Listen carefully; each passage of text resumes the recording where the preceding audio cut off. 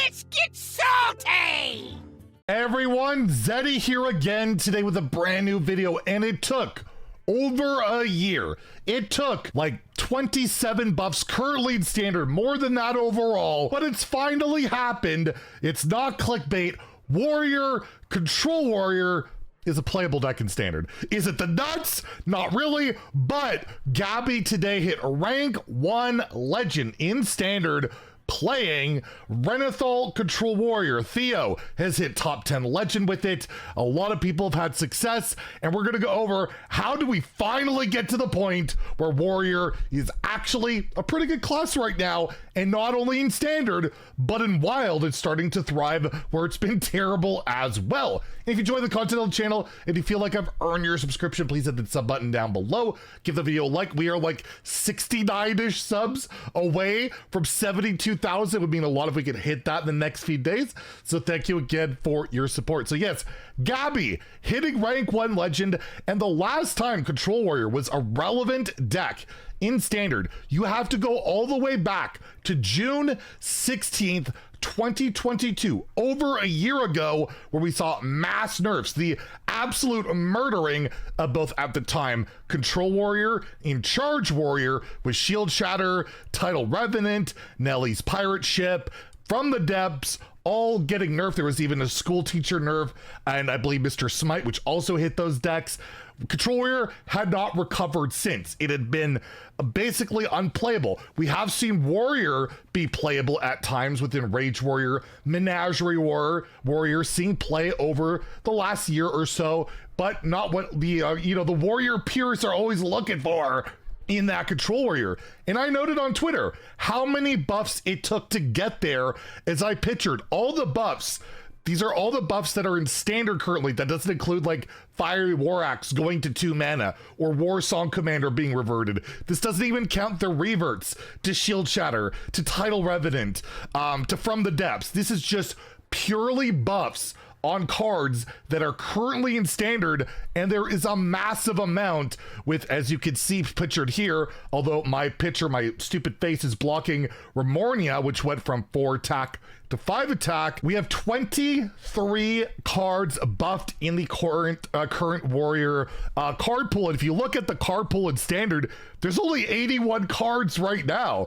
It's basically like a quarter of the cards have been buffed, and you've seen the impact of a lot of them. Some haven't been super impactful, like Last Stand, but Sanguine Depths, Burst Rift, Bash, Blade Store, Shield Block, Stone Skin Armorer, Asvedon is seeing play in the current rank 1 build, Course Rift, Imbued Axe, Craftsman Armor, Thoribalor, Bridge Rift, and most recently, and probably one of the most powerful buffs they've gotten, is Trial by Fire, which was a good card at 7 and just ridiculous at 6. And now, if you go to HS Replay, you'll actually see that Warrior is at 50.9%, the first time it's been over 50% outside of like a really brief period where in Rage Warrior had bumped it, Menagerie Warrior slightly for a tiny bit, and then it fell back down. But it has been staying true. It's been going up, and it is carrying over top ranks, but it's not as promising as it looks, which is crazy. If you look at the meta since the nerfs went live, the Hunter nerfs, by the way, look what's tier 1. Might be talking about that in tomorrow's video. I was going to talk about the meta dive, like in particular about maybe nerfs we need to see. Arcane Hunter and Hound Hunter, still the 2 best decks. I don't know how Thaddeus Warlock is up here, maybe limited sample size, but if you look at Diamond through Legend, it's still up there. I don't know. I never face it when I play at Legend Ladder, very rarely. It does beat Warrior though, so if you're looking to counter Warrior, play that deck. It's pretty good. And I think it does pretty well against Hound Hunter as well. Anyways, regardless, you see Warrior not even appearing on this page, right? You have to scroll all the way down to find Control Warrior, at least at Legend. It's not even over 50%. It is at 49.96%. If we go to like higher Legend, top 1000 Legend, where people play a little bit better, more refined lists, it's at 52%. So despite the fact that like a quarter of the cards have been buffed for Warrior, all this stuff has been done to try and boost Warrior. And the last mini set, which was incredible for Warrior, like with a lot of really good cards, Warrior was so far behind, it required that much help. Let's take a look at Bronze Struggle, the newbie ranks, if you want to go with that. Control Warrior at 56%. So you can see Warrior is playable. like across all ranks, but it's not even dominant. Like the good players are getting the most out of it. Players like Gaby, players like Theo, not myself. I'm top 1,000 with it. That's great, but whatever. But it's crazy to see how many buffs it took to get to that playable state. Comparison, you want to look at Hunter, the best class in the game, by far. No dispute about that. What did it take to get them there? Look at the cards that were buffed for Hunter and nerfed this year. They had 2 cards that went to Wild, were reverted. See play in Wild, they're relevant there. You had Stranglethorn Heart buffed to 8, which is a relevant buff, but not anything that particularly carries Hound Hunter. It's certainly relevant, it's certainly good. And Haldoran got buffed, which is absolutely ridiculous. I think it's the highest mulligan win rate card in Arcane Hunter. Super relevant buff. But you take a look at the nerfs. We had the Wild Spirits nerfed over and over. We had the questline nerfed, Hope of Kale for Loss, Hollow Hound, Costume Singer. We're gonna talk about this again tomorrow, how these nerfs, particular Costume Singer, have done almost nothing, and why it's done almost nothing. But yeah, Hunter to be the best class for quite a bit of time now required basically no help and a lot of nerfs to try and dial it back, and it still can't get there.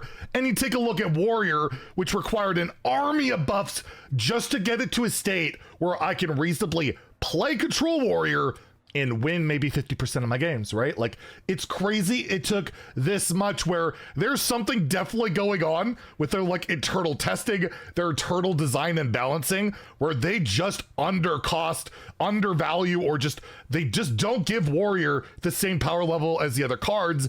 Even so much that this latest set, where it felt like they were getting pretty good stuff, which I think they did, they still had a buff Trial by Fire, they still had a buff Craftsman Hammer, they still had a buff Stone Skin Armor, just to get to a point of playability to, you know, win with it. So that's pretty crazy. But the other thing I wanted to mention that this did surprise me is if you take a look at Wild, where Warrior is like always dead last, it's number 3. Warrior has gone all the way from the dumpster in Wild to 52%, and it's largely due to these buffs, not because of anything with Caverns of Time so far, but as Martianbuu tweeted out, he loves Even Warrior. He's hit top 30 legend playing, not so much, I don't believe he's playing the Highlander version anymore that we highlighted as a fun deck in our best decks video, but he is basically farming the Shamans, the aggro Shadow Priest, maybe the Reno Priest, but yeah, with just a conventional, well actually not conventional, because when was the last time ever that Even Warrior was competitive in Wild? I can tell you it's never happened. And now Even Warrior with Gen Greymane and the incredible Fire Package and Odin and Shield Shatter is like a legitimate Wild deck. You can climb with this. In particular, you're facing a lot of bots or a lot of Pirate Road players or even Shaman players. This just farms them. You clear their board, you gain 1 billion armor, and you eventually kill them. I tried it out on stream just the other day, and yeah, I was crushing those aggro decks, and I even beat a couple, at least one Shutterwalk Shaman. True, they didn't draw the best, but they had their whole like turn 4 Mutinous turn with like all their cheated Murlocs. I was able to clear it, and they kind of whiffed after that. So this can actually win. I saw Corbett streaming today with just Control Warrior, no even gimmick, just the good cards, doing like, he's at top 100 legend and Wild. So these buffs have not only finally made Warrior playable in Standard, which is what a lot of people have been really wanting. It's accidentally, because believe me, it's not intended for these changes to impact Wild, has made Wild a playable format for Warrior. It's really crazy to see what happens when Warrior gets cards that can compete with the other classes. And I've been streaming a lot of Control Warrior. I've been having a lot of fun with it. And it's just, as I tweeted out just the other day, it feels so good to be playing Control Warrior again. And well, maybe I'd like to face a little bit more than just Hunter, but overall, I'm pretty happy that at least this latest patch has done that. I wanted to be positive before we get into some negative stuff tomorrow, where we talk about what the hell was the balance patch for everything else, because outside of Warrior, it's been not so fun. So let me know what you guys think in the comments below. Are you happy to see Warrior back? Are you sad because you can't stand the armor remove plan? Because I know a lot of people feel that way too. Let me know how you feel. If you enjoyed the video, please like and subscribe. Have a great day and stay salty, my friends.